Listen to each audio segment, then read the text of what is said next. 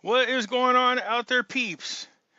You ever watched like Mike Pompeo recently? Like within the last couple of weeks, whenever he's given a speech, he always seems to or appears to be fighting back a huge shit-eating grin. You know what I mean? Like he knows what's going on. Like he has some insider information and he wants to tell us so bad, but he's just waiting and waiting and waiting, and you just kind of laugh because he knows something.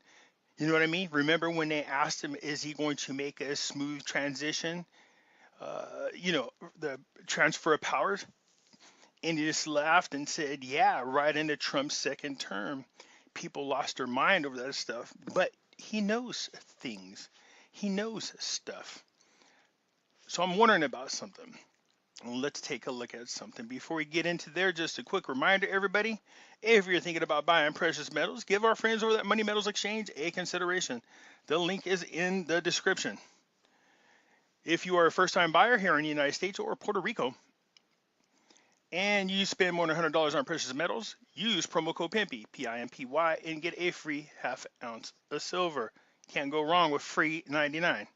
You guys know I'm on all the different social media platforms. I've learned my lesson, so all of the links to them are underneath the video. Just do the show more, and you will see all the links. There's some pretty good ones down there. One of the platforms I'm starting to get the hang of and like a lot is Library. Give it a good look and let me know what you think. Anyways, this is interesting. So let's watch Pompeo here real quick and just listen to him. But just look at his face when he says this. Greetings, everyone. U.S. Secretary of State Mike Pompeo here. This year, we've marked the 75th anniversaries of the heroic Allied victories in World War II. Today, we remember a different kind of anniversary, the opening of the Nuremberg trials. The Nazis' war crimes and their atrocities in the concentration camps of the Holocaust can never be forgotten. After the war, the International Military Tribunal reasserted bedrock principles of Western civilization, most especially respect for human rights and the rule of law, and an unfailing commitment to truth and to justice. As Chief Counsel of the United States Robert Jackson said 75 years ago, the fact that 4 great nations voluntarily submitted their captive enemies to the judgment of the law was one of the most significant tributes that power has ever paid to reason. I'm proud of America's historic leadership in this effort, and I'm honored to join my counterparts from the United Kingdom, France, and Russia for today's event. Now, as then, America remains vigilant, steadfast indeed, in upholding our highest ideals. We're grateful to our allies and partners who stand alongside us. Let's continue to learn the lessons of history and of Courtroom 600. Let's live up to the high standards of our nations established now 75 years ago. And let's speak out boldly against attacks on human dignity wherever we find them, be they the levels of evil of anti-Semitism and radical Islamic terrorism, or the Chinese Communist Party's repression in Xinjiang. Our work goes on. It's a privilege to do it alongside each of you. Thank you. Well, there, Mikey Poo.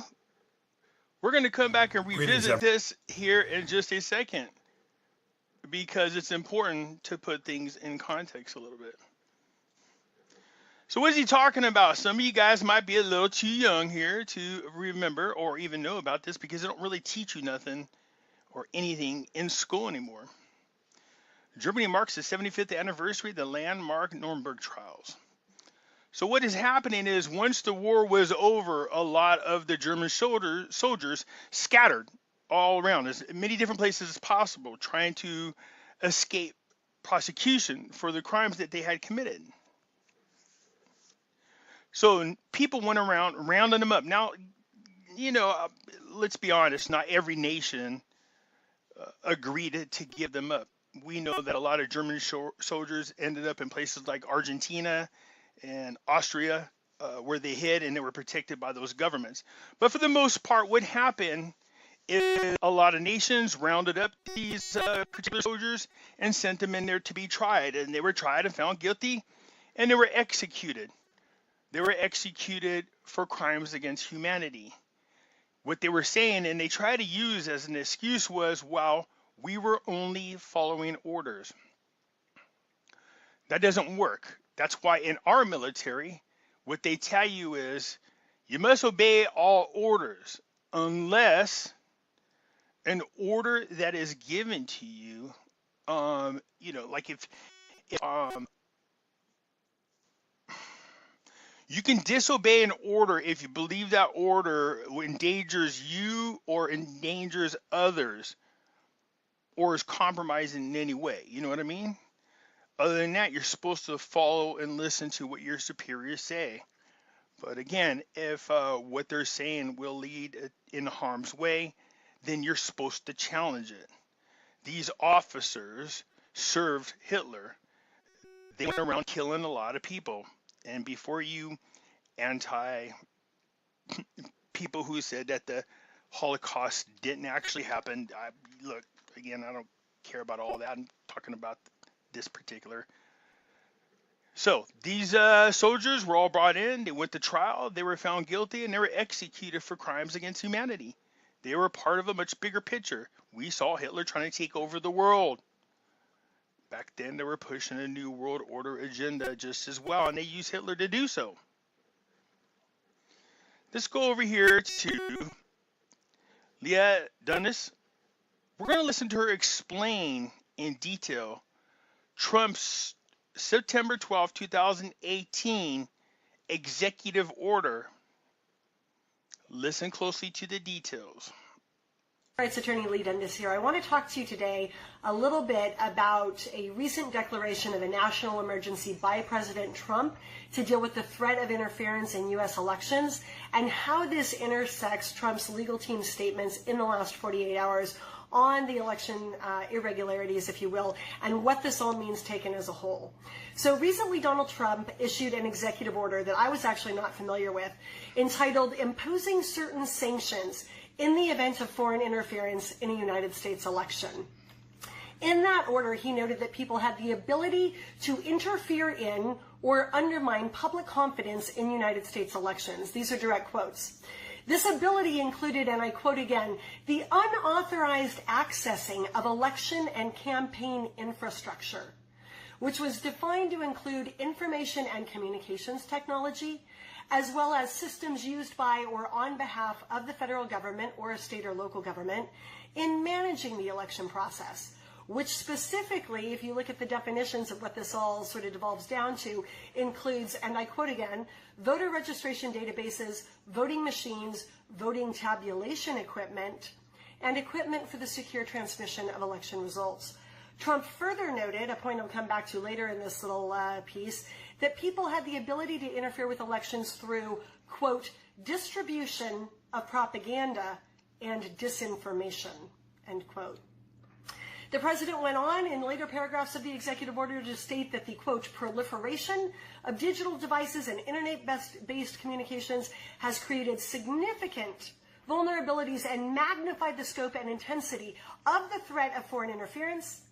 And then he opined that such constituted, quote, an unusual and extraordinary threat to the national security of the United States, after which he unequivocally concluded, I hereby declare a national emergency to deal with this threat. I repeat, Donald Trump, by way of executive order, said, I hereby declare a national emergency to deal with this threat. How is this threat to be dealt with? Well, within 45 days after the, quote, conclusion of a United States election, an assessment will be conducted to determine whether a person or entity acted on behalf of a foreign government for the purpose of interfering in that election.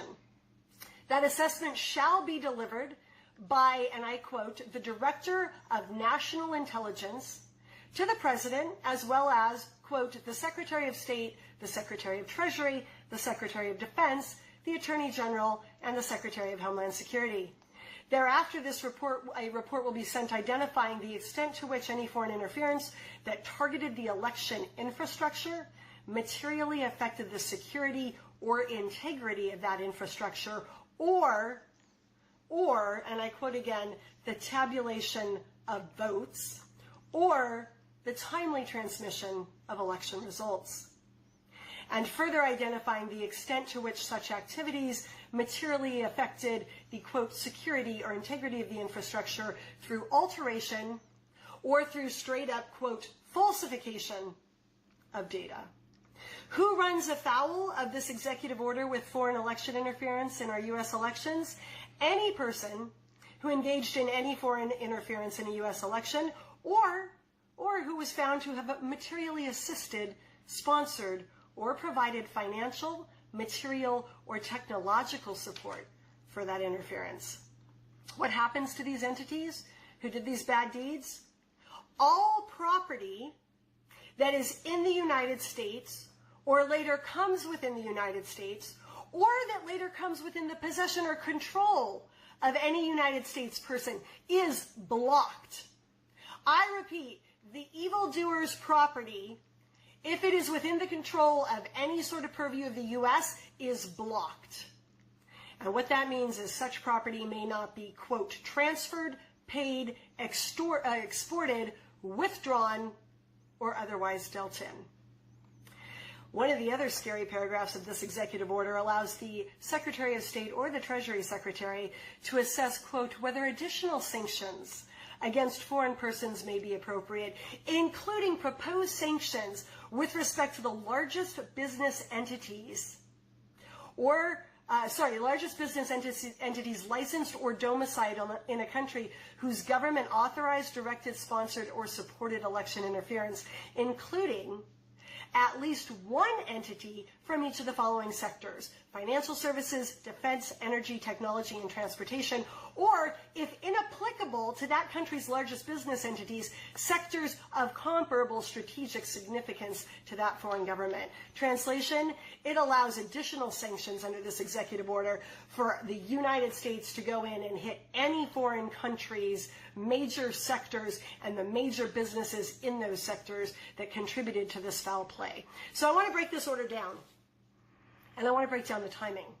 Trump declared this state of emergency in 2018, September 12th, 2018, 6 months after he had a chance to watch the midterm elections play out and determine if there was any funny business going on in those elections. Is that a coincidence?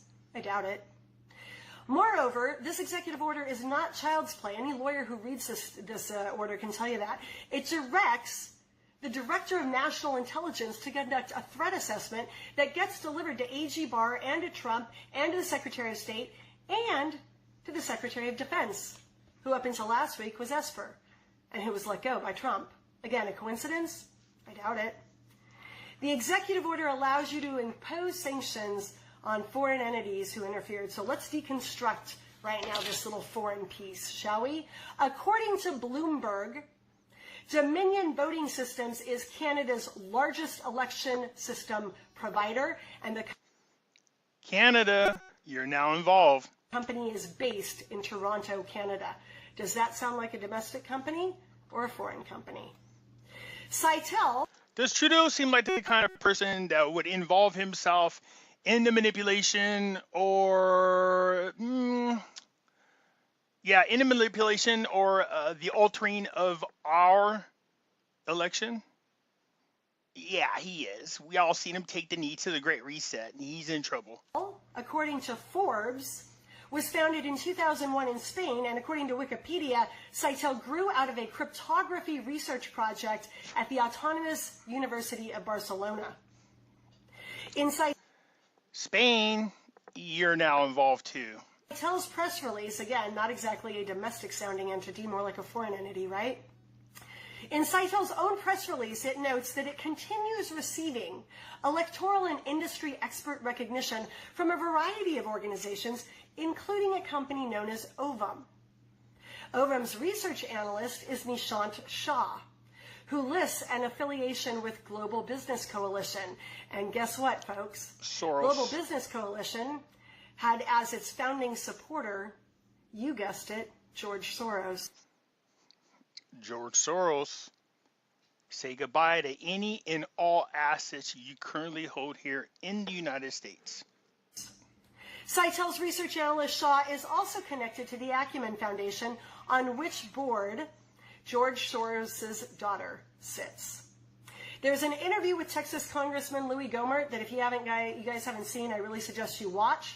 There's also a recent interview with Sidney Powell a day and a half ago that you should watch. If you haven't caught it, I'm going to give you select quotes that I think are particularly interesting, given that we now know we've been in a national emergency that was declared 2 years ago over foreign election interference by President Trump. Powell said, "So if you want to talk about foreign election interference, we certainly have it now. We have staggering statistical evidence." I repeat, she said, "We have staggering statistical evidence. And for fraud this serious, I think even if the states are stupid enough to certify the votes where we know the machines were operating and producing altered election results, if they are stupid enough to do that, then they will be set aside by the fraud also." So if you go back to the last video I did today, it's called Conspiracy. In there, I show you how they do it. This has been going on for quite a long time.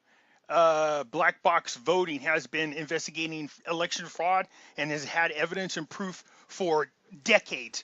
And anyways, they did a video back in 2016 called Fractional, how they put in there a type of formula that separates votes, how you send it. Remember, Sidney Powell said that the way the system was set up, it would give Biden 1.25 of all votes, and then give Trump 0.75. So they would steal votes from Trump. And she concluded that interview by reminding people that these are federal felonies. Altering a vote or changing a ballot is a federal felony. I also told you the other one, look, what's starting to happen is every day that goes by and more evidence is coming out, you're going to start seeing people get a little nervous about certifying these elections, because if you purposely and knowingly and willfully certify an election, you're saying that you are the person responsible for what's happened during that election. If you knew that these votes were gained through a method of fraud, then that's a federal offense.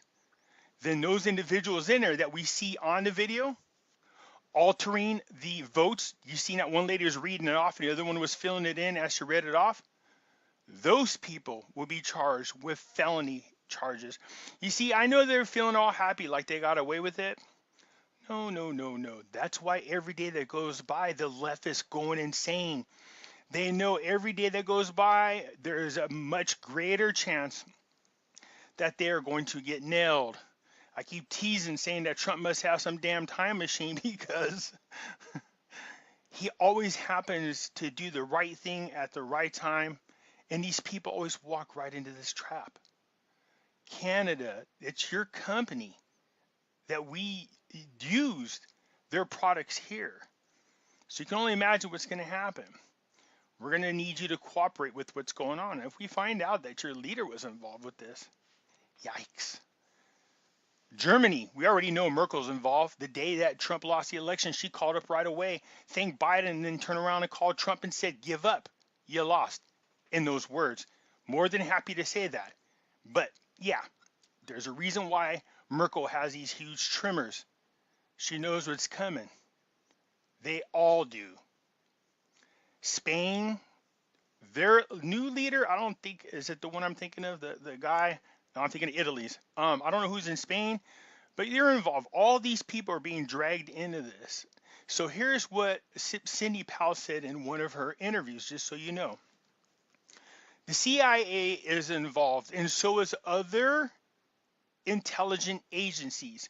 There's no way that the size of this rigging of the election, with so many different countries involved, would go unnoticed by the intelligence agencies.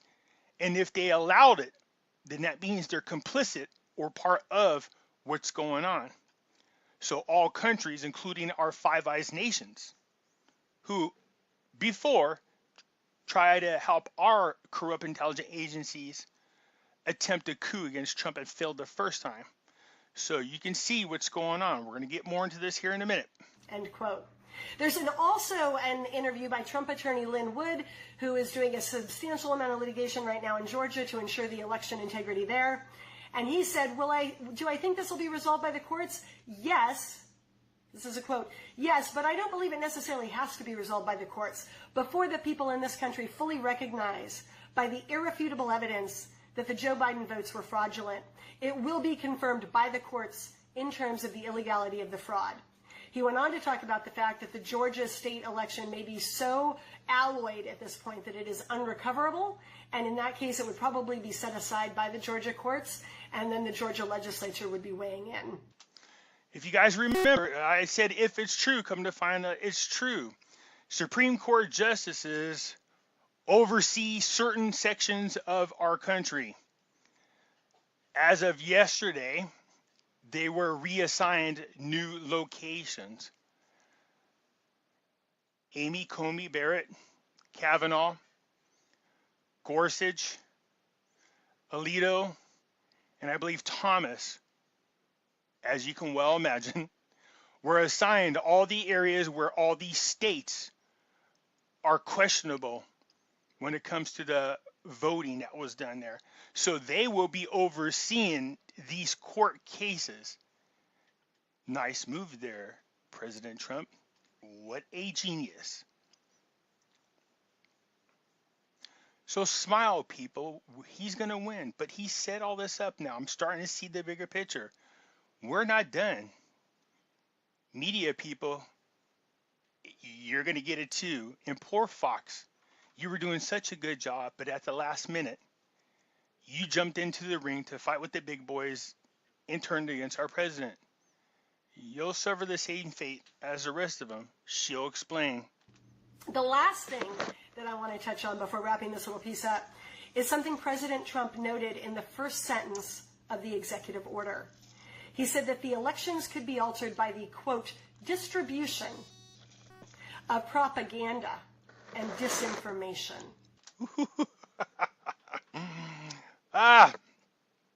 Tech giants, social media platforms, CNN, MSNBC, ABC, NBC, and XYZ, and Fox News.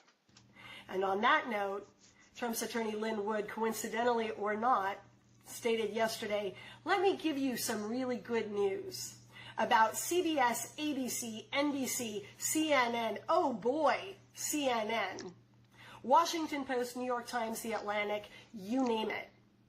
And then he went on to talk about what would occur to those media outlets in relatively short order. Oh, please do tell. Is this coincidence? I don't think so, folks. I'm going to end it on the note that he ended it on. This is a, quote, new day in America. I want everybody to feel better about this. Oh, yeah. Because it is all going to end good. Justice will be served. And this country will return to being a country of truth. All of the links to every interview I mentioned and everything else I referenced. So all of those companies, the 6 corporations that own all of our media, they're going to be broken up. The monopoly that they have on our media, gone. You'll see a much more, in my opinion, you're going to see different types of news in the future. Very, very different. Laws will be put into place that should have been followed. Ones that, such as the Sherman Act, where it prevents you from, anyone or a handful of companies monopolizing any of one industry, which we're seeing happening. That's what they wanted to do, and the politicians allowed it to happen. So goodbye to our media platforms. They're going to be broken up. Goodbye to social media platforms. By the way, I believe next week, Congress meets on your 2:30 availability. I think what you're going to see is they're going to lose, for sure, their 2:30 protections for censoring. So you have the social media platforms, you have the media is going to be broken up. All those countries that were involved, Canada, Venezuela, China, the UK, Spain, there's links to all these. And then all those bigwigs will lose their assets. George Soros and anybody else that's connected to this, you lose all of your property, assets, money, everything will be seized.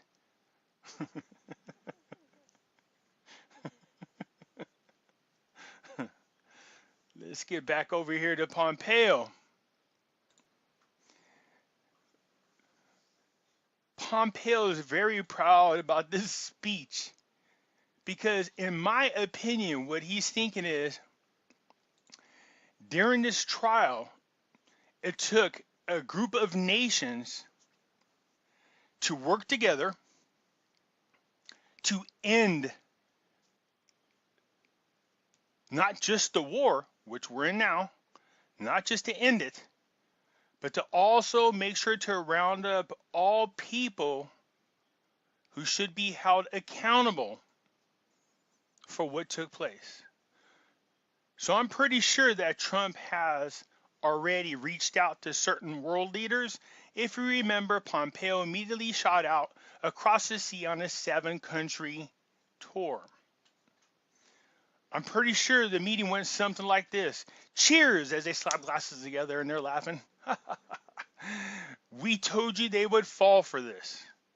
Now, like we planned, get ready to round up any and all business people and politicians that were involved in this, as we agreed, like we did during the Nuremberg trials. These people are going to be tried for crimes against humanity. And those in the United States will be tried for treason, for attempting a coup, once again, this is a second attempt, against a sitting president. In our country, the punishment for treason is a treasoner's death. You'll be hung until you stop twitching. That's what we're going to see happen. This is why you see Kamala Harris and Cory Booker trying to pass the anti-lynching bill. I don't know how that would protect them. You know, that's interesting. I think there's a lot more to this than just the fact that they try to rig this election, but they also will have proof that other elections in other countries were rigged, and they were rigged in favor of leaders who are not very popular. What it's going to do is going to trigger the citizens to really rise up and raise hell, and they're going to demand the same changes there. There definitely is a new dawn, not just in the United States, but around the world. Get ready, people. I told you, we'll get Trump in office here. We have to do a little cleaning up, a little house cleaning here, but shortly after that, we'll be coming to help you as well. I told you, once Trump's back in office and the dust has settled, this man is going to be on a mission. The hell they put him through, the attacks, the attempts on his life and his grandchildren's lives, the everyday badgering and attacks against him and his family by the media, false accusations, threats of assassination, civil unrest that's destroyed communities.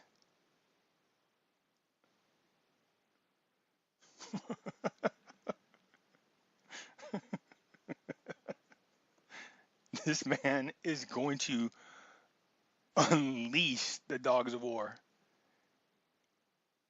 I would not want to be on Trump's bad side when this happens, because it isn't just here in the United States you're going to see crap happen. A lot of his laws and executive orders that this man has, or a lot of his executive orders that he has signed into, don't just affect what happens here, but also gives him the power to go into other countries. I didn't even realize our presidents had that type of authority and power. As a matter of fact, I'm still kind of struggling with that idea.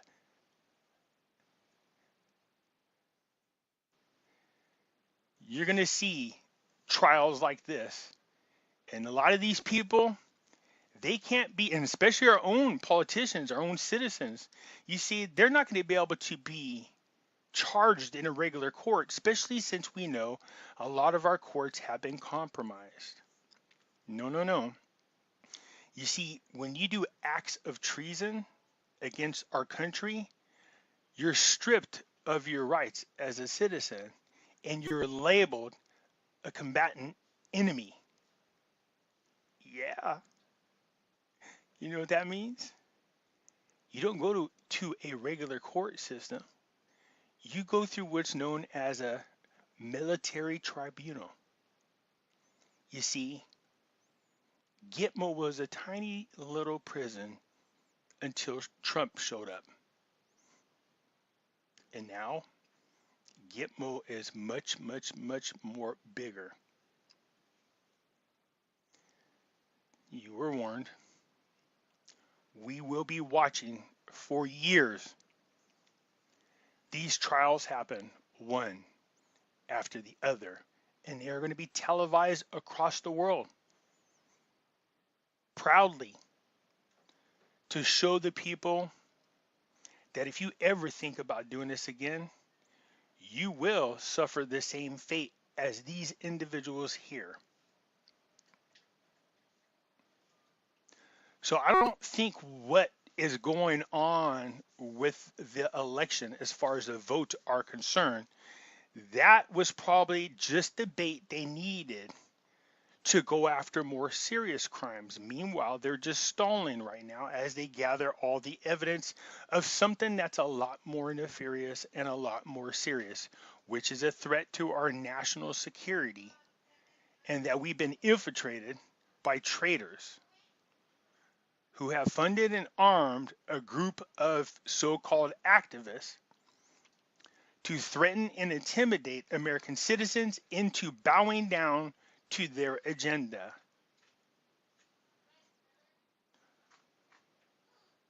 Right now, all I see is number 45 standing next to 17 and both flipping you a proud American middle finger. Fly that bird, suckers. Feel happy about what's going on. I can't help it, but the more and more that goes by, don't watch the negative media because it has a way of draining you of any positive and hopeful feelings. Every now and then I try to go over there because I'm trying to get an idea of what they're talking about, but it's more than obvious. More than obvious. There's no doubt. When you look at all the headlines, they're saying Trump's committing a coup. They're trying so hard to discourage us, to deflate Trump supporters, for the American people just to give in and surrender. They're censoring. They're blocking. They're lying. They're doing anything and everything they can to either gain more support from the masses or to discourage those who support Trump. Look at this. I love this. But by the way, they're talking about how Biden wants to go over there and he showed us tax plans about how he's going after the filthy rich. Guess what? Guess what's in there? Yeah, a plethora of tax loops. So see, they go through the motions like they're doing something for you, but then they're not really doing it. They gave them an out. So let's see here. Trump's strange episodes with fake accounts. Royal moves in despite Trump's refusal to concede. I like how they just, oh, he's, you know what I mean? He's committing treason. All that stuff is in here. Look at this. Oh, Rudy Giuliani. You know, he's not very good and he stumbles with his words. All these headlines are funny. You know what I mean? Oh, look at this. Trump's worst nightmare. Yeah, okay. There's nobody out there that we need to worry about at all. I absolutely feel confident that they know what's going on. And I'm talking about Pompeo, Trump, and anybody and everybody that's in the know that knows what's going on. Look at this. GOP asked Michigan not to certify the election, citing irregularities. Here's the thing. They said, what, 4 days ago? That they were done with the recount and that everything will be certified. But yet they haven't certified it. Do you think they're stupid enough to certify this election and put their signature on her? I don't think so.